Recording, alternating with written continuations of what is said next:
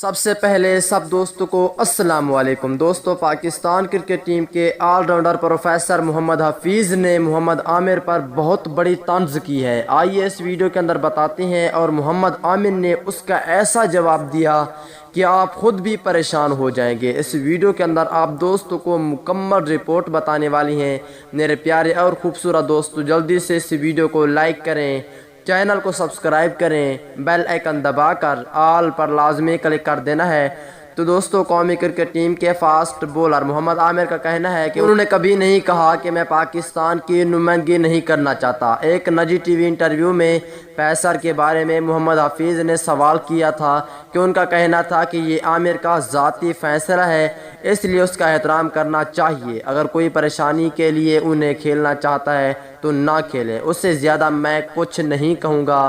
اس پر social media پر 40 سالہ all rounder کا بیان سامنے آنے پر محمد عامر نے اپنے ٹویٹ میں جواب دیا کہ بھائی، آپ غلط کہہ رہے ہیں، میں نے کبھی نہیں کہا کہ میں پاکستان کی نمائندگی نہیں کرنا چاہتا، بلکہ یہ کہا تھا اس مینجمنٹ کے تحت قومی ٹیم کے لیے نہیں کھیل سکتا۔ آپ پاکستان کے لیے اچھا کھیل رہے ہیں، اس لیے لطف اندوز ہوں۔ اجازت دیجیے، اللہ حافظ۔